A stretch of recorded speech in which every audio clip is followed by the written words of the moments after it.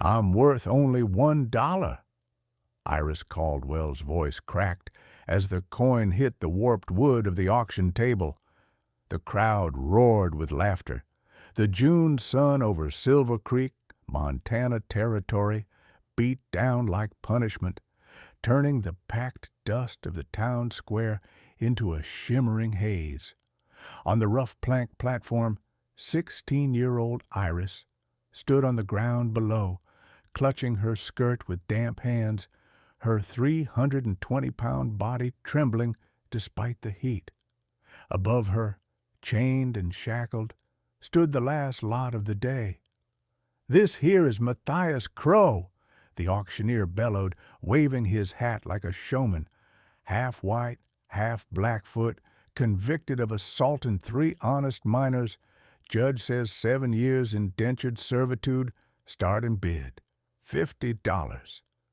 People shifted, curious but wary. Matthias towered over them all, 6'7", if not more, built like the mountains behind the town. Scars slashed across his forearms and one side of his jaw.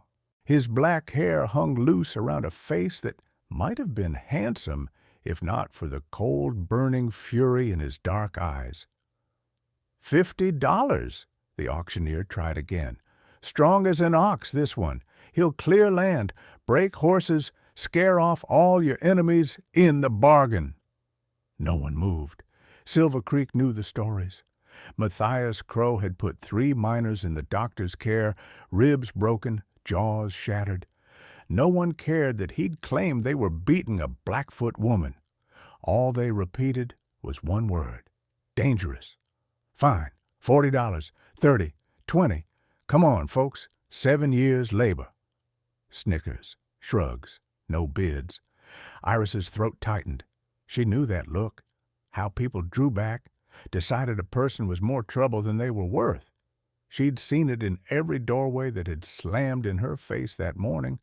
Too big for a waitress, too ugly for a shop girl, too disgusting around food, the baker had said, to work near his pastries. By noon, she'd been given a choice by the town marshal: find work or be run out of town by sundown as a vagrant. Her aunt's small homestead lay 3 miles outside Silver Creek, but the roof leaked, the fencing sagged, and alone, Iris wasn't strong enough to keep it going. She had $1 left, $1 between her and the road. $1, the auctioneer finally barked. Will anyone bid $1 measly for 7 years of this man's life?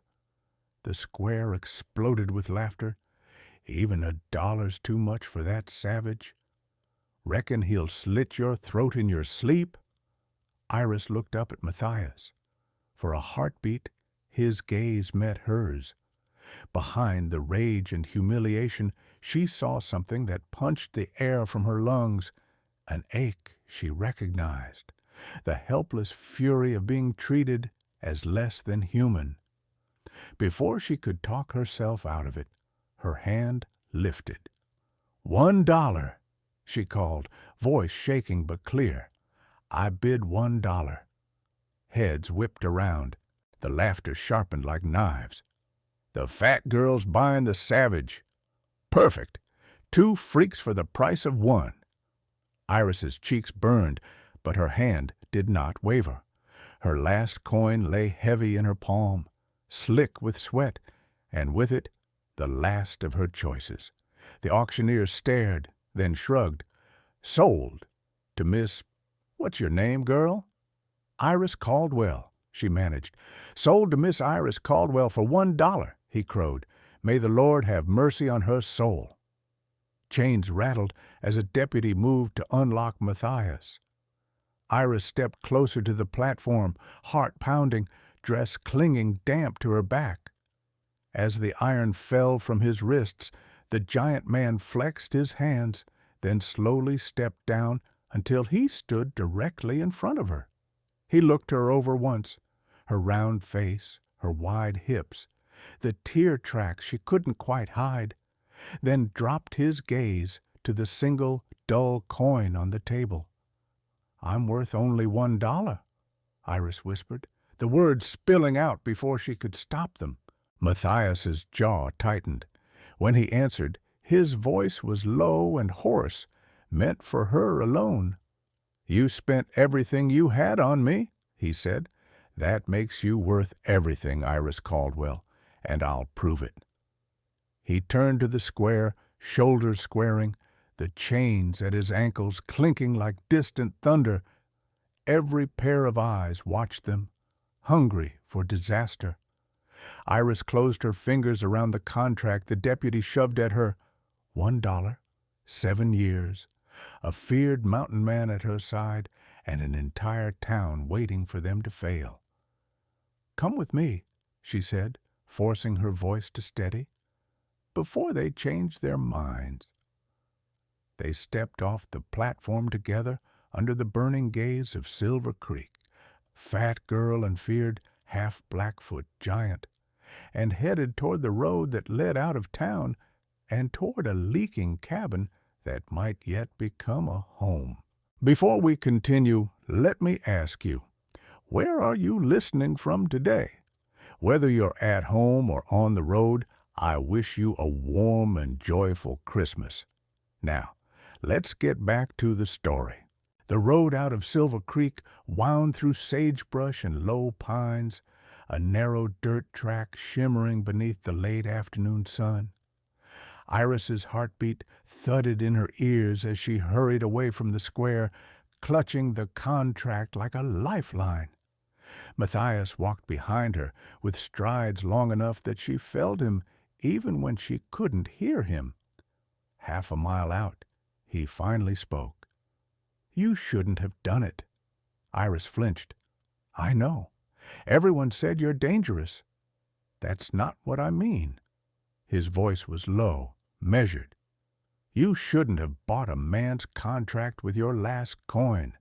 It leaves you with nothing. I already had nothing, she said softly, except a homestead I can't maintain alone.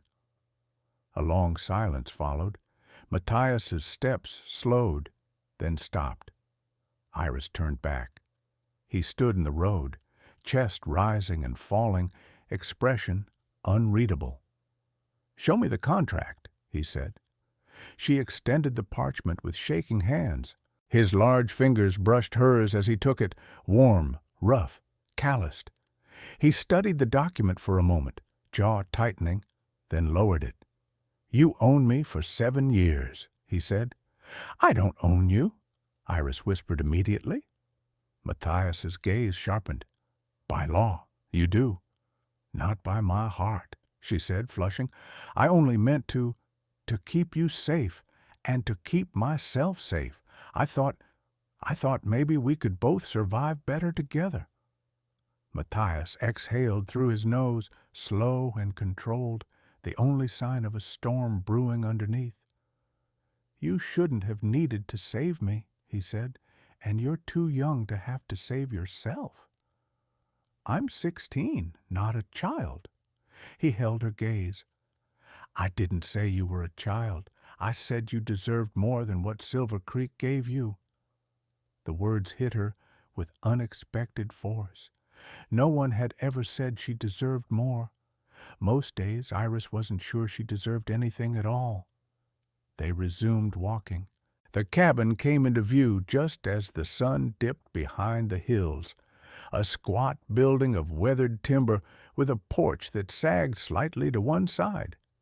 The barn leaned too far right, and the fence posts around the garden looked ready to topple. When her aunt had died, this place had become Iris's inheritance, a blessing and a burden wrapped in one. She had tried, alone, to patch the roof, tend the chickens, mend the fences, but she wasn't strong enough, fast enough, or skilled enough to do it alone. Matthias surveyed the property silently. This is where you live? He asked. Yes. This is where you want me to work? If you're willing, she said quickly. You're not my servant. You don't have to stay if you don't want. I didn't say I wasn't staying. he interrupted. "I'm asking what you expect of me." Iris swallowed. "Help, that's all. Help to keep this place alive. Help so I don't have to be afraid every night. Help so I don't lose the last thing my aunt left me." Matthias set the contract on the porch railing. "I'll work the land," he said. "Fix the barn, mend the fence, chop the firewood, protect the property from anything that threatens it." "And me?" she whispered.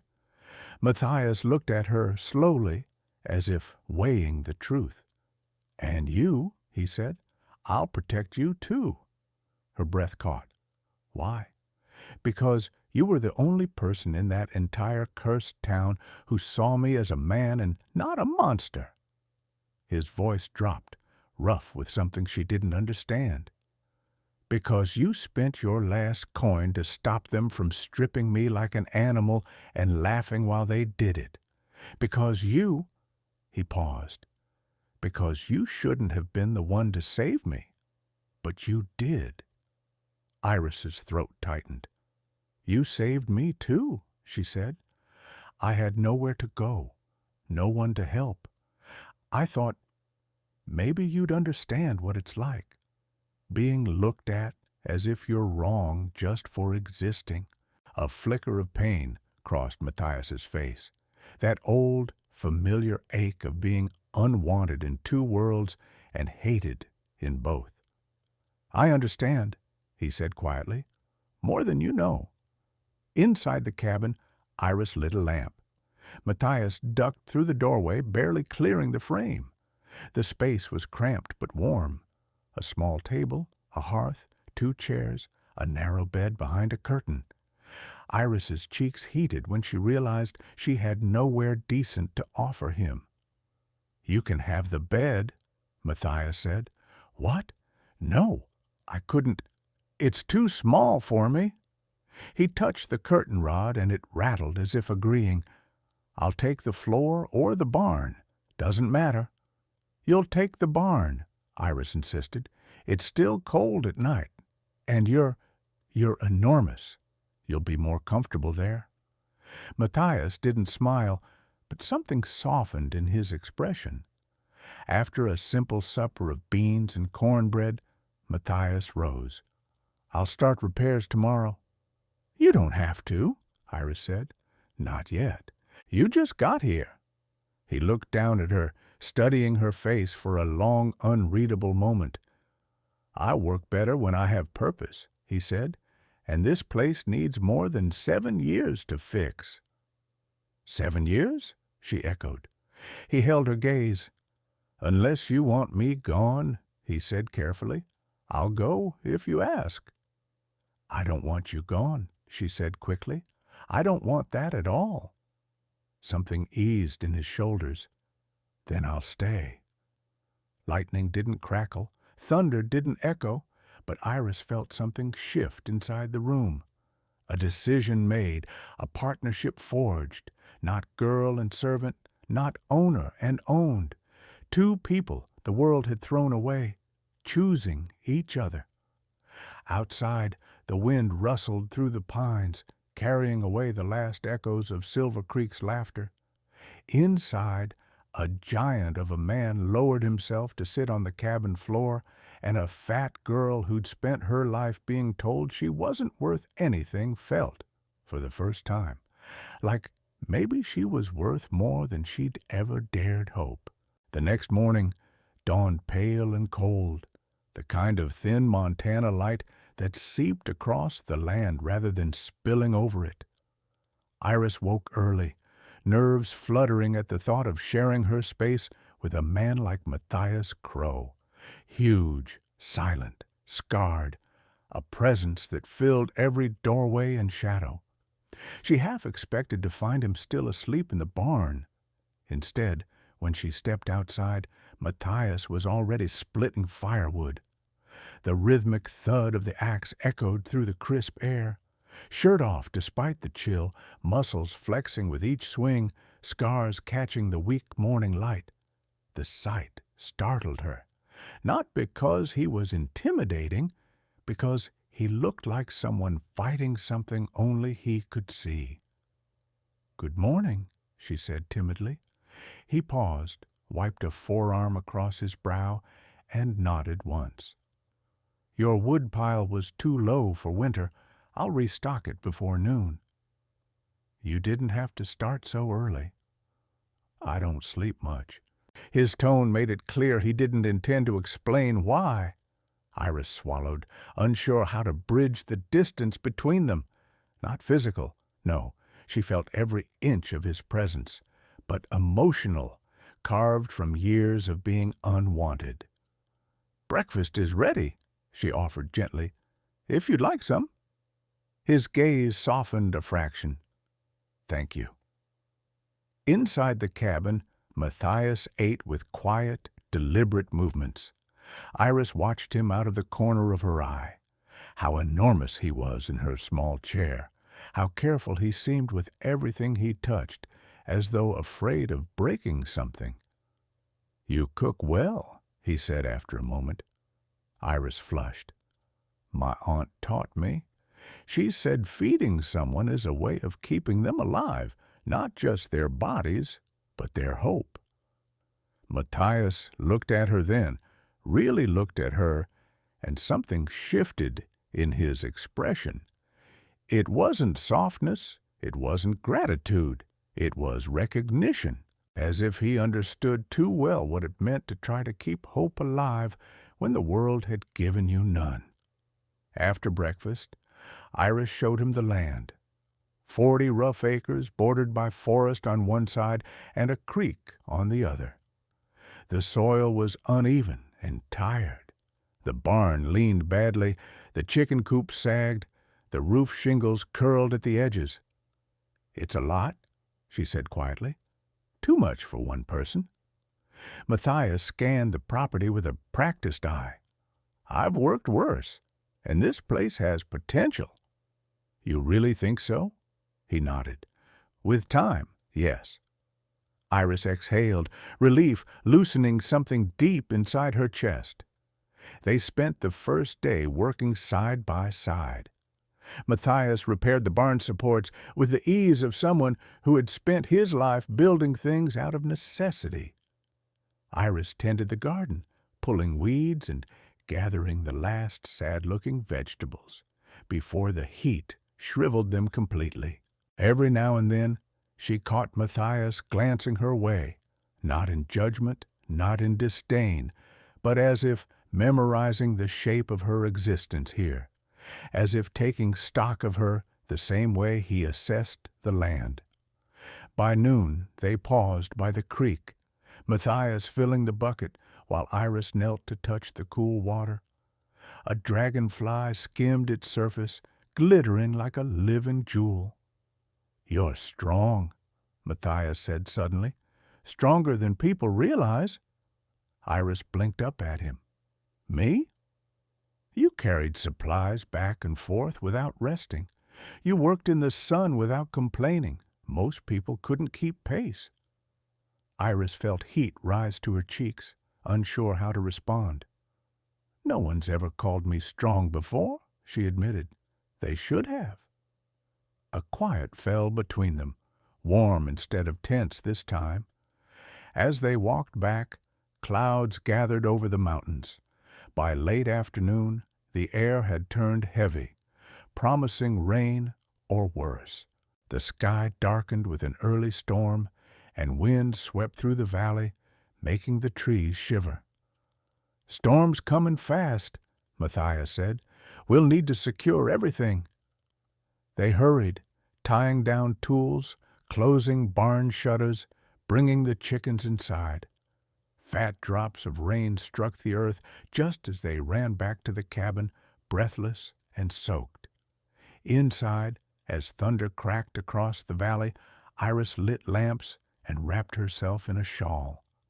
Matthias stood nearby, water dripping from his long hair, chest rising steadily as he listened to the storm pound against the walls.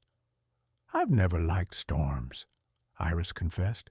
"When my father was angry, he sounded like thunder, loud, sudden, no warning." Matthias's jaw tightened. "Did he hurt you?" "Not with his hands," she said quietly, "but with words. Every day. Words that made me feel small, wrong, too much and never enough." Matthias stepped closer, not touching her, simply closing the space enough that she felt his warmth. Words can be worse than fists. They break things you can't see. Iris looked up into his dark, steady eyes. "Did anyone ever hurt you like that?" He hesitated, then sat near the hearth. "My father hated that I looked like my mother, hated that I wasn't white enough. He told me I was a mistake, a burden, a thing to be ashamed of. I left as soon as I was old enough to survive alone, and I've been alone ever since." Iris's heart twisted. "You're not a mistake." "You're not either," he replied softly. Lightning lit the cabin in a brief silver flash. Thunder followed, shaking the windows. Iris jumped, fear curling around her spine. Without thinking, Matthias offered his hand, not grabbing, not pulling, offering. Iris stared at his hand, massive, scarred, steady. She placed her own inside it. Her fingers disappeared beneath his, but his grip was gentle, anchoring, warm. The thunder rolled again, and Iris breathed a little easier. "You're safe," Matthias said, voice lower, softer. "This cabin's solid. Storm can't touch you in here." The words weren't just reassurance. They were a promise. And in the flickering lamplight, something changed between them. Not a romance, not yet, but a shift in the air, a shared understanding, a recognition, two abandoned souls realizing they were no longer alone. When the storm finally eased, Iris had fallen asleep in her chair, her hand still loosely wrapped in Matthias's.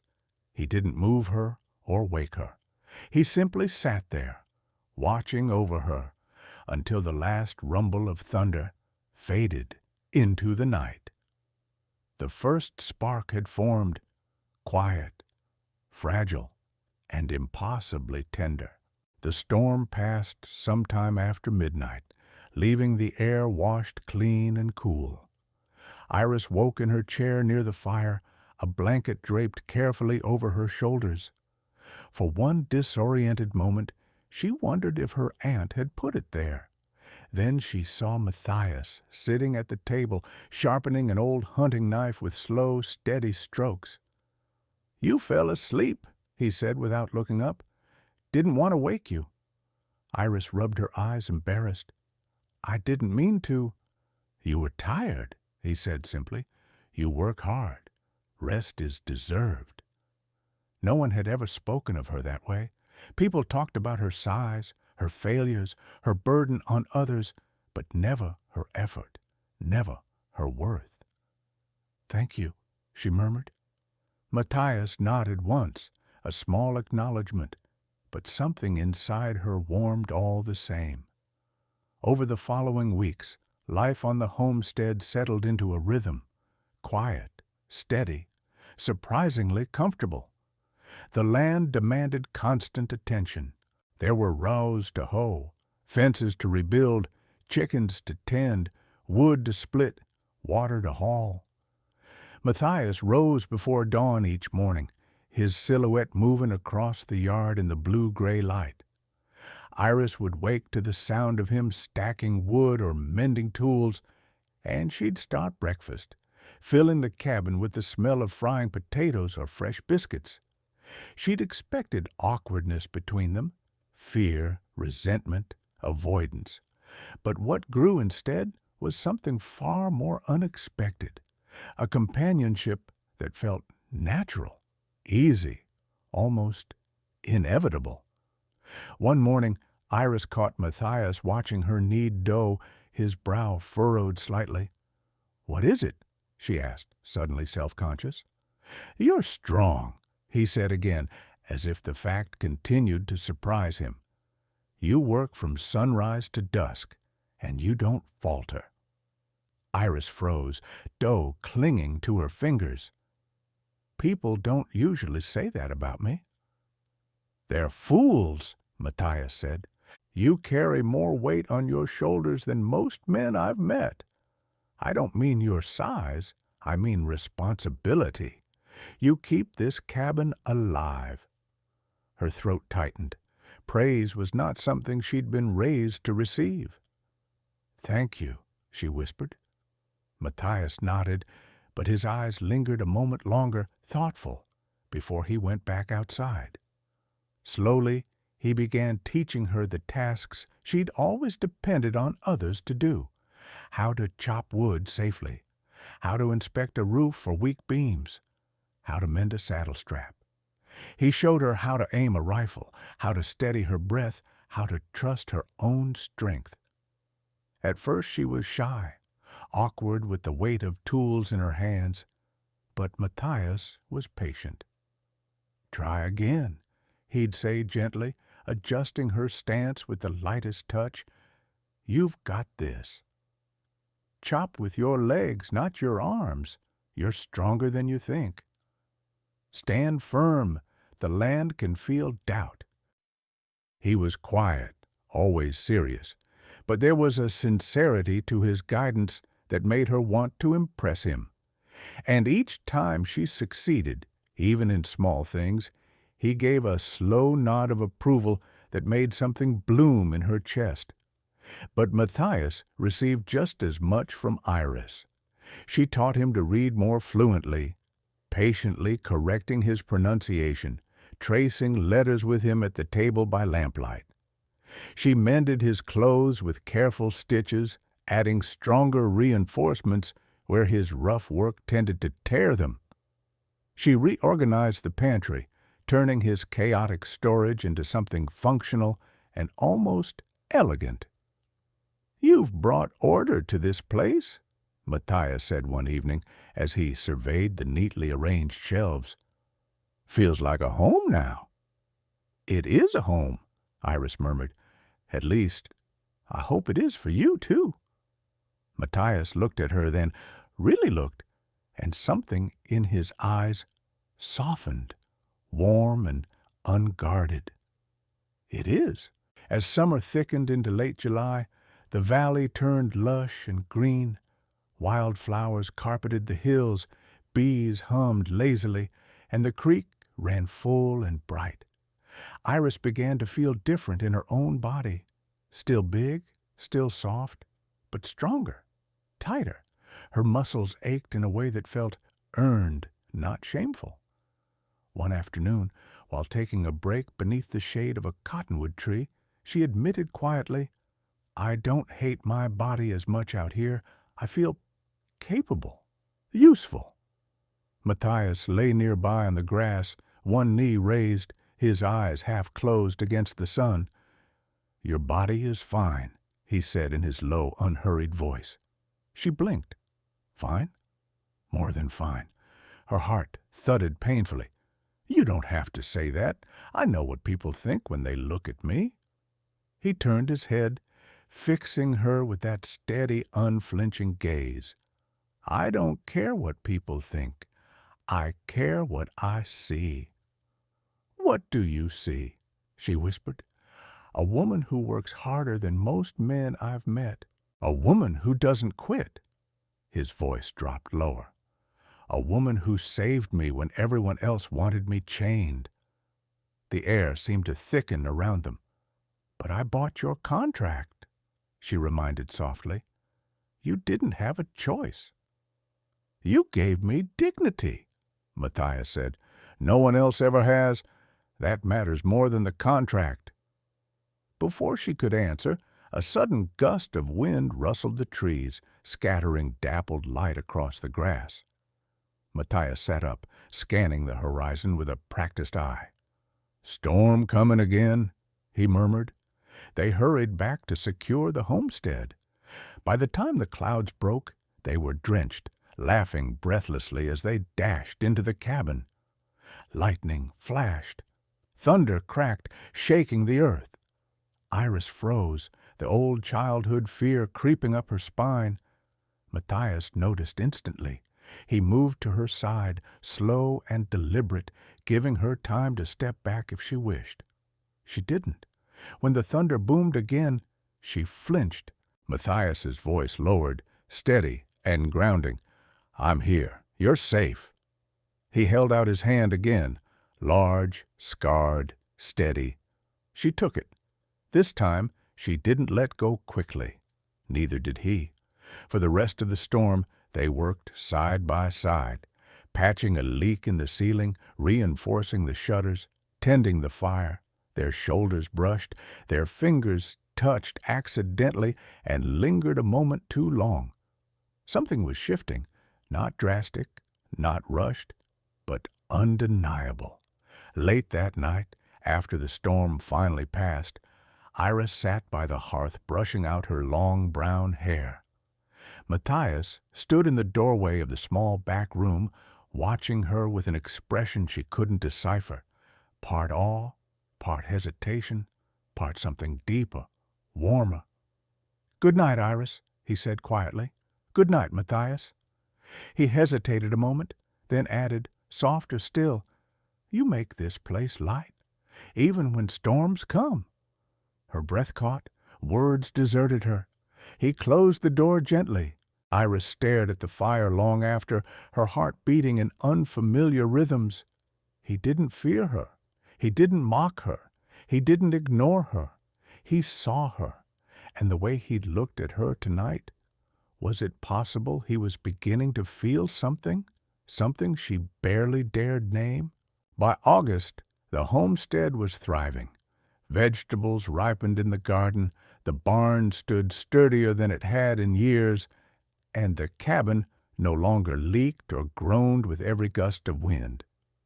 Iris and Matthias worked in the kind of quiet harmony that felt both fragile and inevitable, a rhythm built from shared labor and unspoken trust. But peace on the frontier rarely lasted. It began with whispers.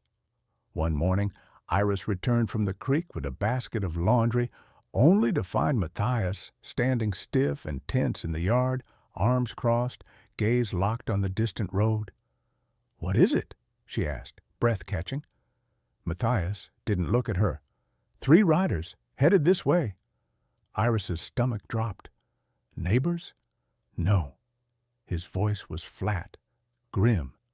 "Trouble." The men were strangers, dusty, narrow-eyed, the kind of men who smelled of old whiskey and easy violence. As they drew closer, Iris felt herself shrink instinctively, a familiar dread rising in her throat. The leader, a wiry man with a scar across his lip, tipped his hat mockingly. "Afternoon. We're looking for someone?" Matthias stepped forward, subtly shielding Iris with his body. "Not interested." "You will be," the man drawled. "We're searching for Matthias Crow, half-breed troublemaker. Put 3 miners in the ground and ran before the law could hang him." Iris felt her heart lurch. The miners hadn't been simply beaten. They died. Matthias didn't flinch. "I didn't run. I was sold. Legal auction." "Legal?" The man laughed. "Nothing legal about an Indian killing white men. Judge just wanted your hide out of town before the miners' union raised hell. Folks want revenge, Crow. Enough to pay good money." Matthias's jaw flexed once. "You're bounty hunters." "Sharp one, ain't he?" The leader sneered. His gaze slid to Iris. "And who's this? Your girl? The fat one who bought your contract? Heard all about that little show in Silver Creek? Town's been gossiping non-stop." Iris stiffened, shame burning her gut. "They say she paid a single $1, he continued mockingly. "A whole mountain of woman like that, only worth 1. He didn't finish. Matthias moved so fast the men barely saw it. One moment he stood still. The next, he had the leader by the collar, slammed against the fence, knife glinting at his throat. "You speak of her again," Matthias growled, voice low and lethal, and you'll ride out of here with fewer pieces than you arrived." The other two men reached for their guns.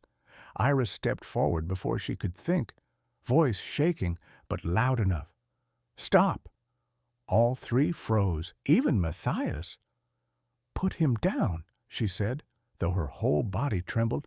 "Please." Matthias held the bounty hunter's gaze another moment, then shoved him back, blade still gripped tight.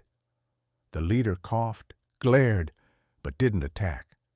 "You're staying alive for now, Crow, but we'll be back, and next time we won't be asking nicely."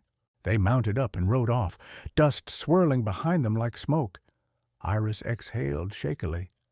"Matthias, is it true? Did those miners really die?" Matthias seemed carved from stone. His knife lowered, but the tension in his shoulders remained rigid.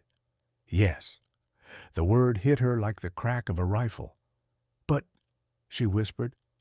"They were beating a Blackfoot woman," he said. "A girl, really. She couldn't have been older than you. They'd have killed her if I hadn't stepped in." His jaw tightened. "I didn't mean to kill them. I meant to stop them. But stopping men like that, sometimes the line between stopping and killing is thin." Iris wrapped her arms around herself. "Why didn't you tell me?" "Because I didn't want you to fear me." His voice was raw. "Your fear would have been the worst punishment I could imagine." Her heart twisted painfully. "I don't fear you," she said softly. "I fear losing you." Matthias closed his eyes as if her words physically struck him, but trouble never came alone. A week later, gossip slithered through Silver Creek like smoke. Iris Caldwell took in that savage. She's living alone with him, shameless girl. Probably forced to. Poor thing, imagine being that size and that desperate. She bought him for $1. What does that tell you? Iris heard every whisper when she came into town for flour. No one spoke to her directly, but the sidelong glances were knives. Women stepped away from her at the general store. Men muttered under their breath, mocking her size, her choice, her worth. When she returned to the homestead, she tried to hide how shaken she was, but Matthias saw. "Iris," he said quietly that night as she stirred stew over the fire. "What happened?" "Nothing," she said quickly. "Nothing important." He didn't move toward her. He never imposed, but his voice softened. "Someone hurt you." Her hand stilled. "People talk, that's all." "About what?" She swallowed. "About you." "About me." "About what kind of woman buys a man? What kind of woman is so big and so unwanted that—" "That's enough." She flinched at his tone, not harsh, but deeply pained. "Iris," Matthias said, stepping closer, "look at me." She did. "You saved my life. You gave me work, land, dignity. You treat everyone with kindness, even when they don't deserve it." His jaw tightened. "And they mock you because they're small. You're not. Everyone says everyone is wrong." His voice dropped to a near whisper. "You are not too much. You are not unworthy. You are more than I ever expected to find in this life." Iris's eyes filled, but there was something else, something she feared to name, lingering in the shadow between them. A question clawed at her throat. "Matthias," she said softly, "those bounty hunters, if they come back, they will you leave, run, to protect yourself?" He shook his head immediately. "No." "Why?" His answer was quiet, but absolute. "Because you're here." Her breath caught. "Because I'm here." The words pulsed through her like thunder. "But the danger—" "I won't leave you," he said. "Not for them, not for anyone." There it was, the truth she had sensed in every gentle correction, every shared silence, every way he stepped between her and harm. Connection, loyalty, something deeper. But before she could speak, before she could ask the question forming like a sunrise behind her ribs, Matthias stepped back, jaw tightening, walls rising. "There are things I haven't told you," he said, "about my past, about why men keep hunting me.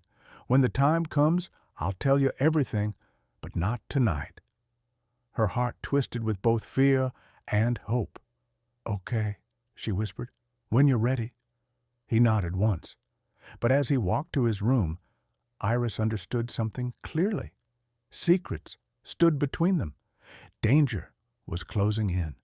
And soon, very soon, the fragile trust they'd built would be tested in ways neither of them were prepared for. The bounty hunters returned at dusk on a cold September evening, the kind of dusk where the sky bruised purple and the wind carried warnings. Iris had been peeling potatoes by the fire when Matthias stiffened, head lifting like a wolf catching a scent. "They're here." He didn't need to say who. Before Iris could rise, Matthias stepped in front of her, broad shoulders blocking the doorway, posture coiled and deadly. Outside, horse hooves thudded against hard earth, slow, deliberate, meant to intimidate. 3 men dismounted, the leader with the scar, his 2 shadows with rifles already drawn. The scarred man called out, voice oily with satisfaction, "Evening, Crow. We told you we'd be back. Time to finish what the law didn't." Matthias moved to open the door, but Iris grabbed his arm with trembling fingers. "You can't go out there," she whispered. "They'll shoot you." His dark eyes softened just a fraction. "They're after me, Iris, not you." "That doesn't matter." Iris's voice cracked. "I won't let them take you." He cupped her cheek with his massive palm, brief, tender, a single heartbeat's worth of courage pooling between them. "I'll be fine." But Iris had seen death before, not with bullets, but with slow, crushing cruelty. And she knew when danger rose in the air like smoke. Outside, the scarred man spat. "Come out, Crow. You got 2 choices, surrender or watch us drag that big girl out screaming. Some men might even pay for the right to handle—" The rest of his sentence was swallowed when Matthias slammed the door open and stepped onto the porch like a force of nature. "You take one more step toward her," Matthias said, voice low and lethal, "and you'll choke on your own tongue before you can blink." The bounty hunter smirked. Bold words from a half-breed with no allies and a death sentence on his back. One of the gunmen raised his rifle. Iris didn't freeze. She moved. Before fear could swallow her whole, she ran to the shelf where Matthias had placed the rifle he'd taught her to use. Steadying breath, firm stance, the weight of survival in her hands. She didn't second-guess herself. She burst onto the porch, heart hammering so loudly it drowned out the wind. "Put the guns down!" she shouted.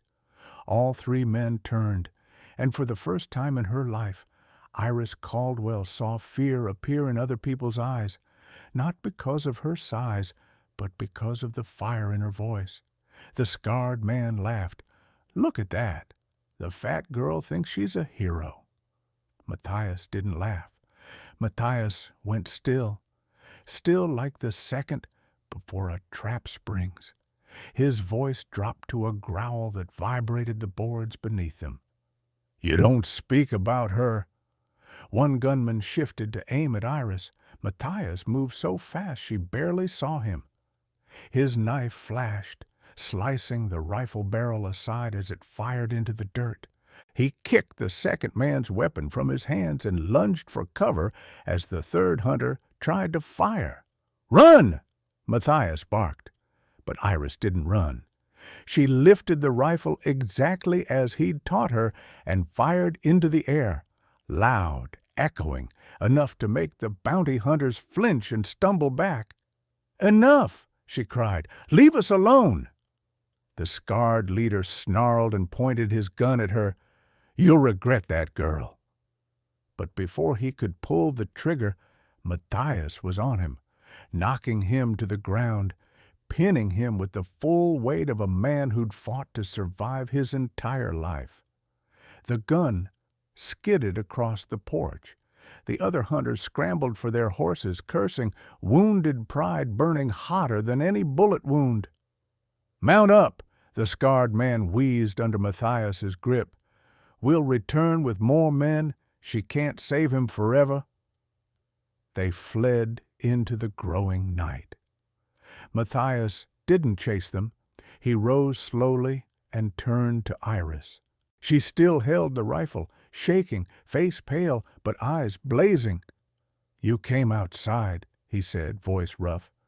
"You could have died," she whispered. "So could you."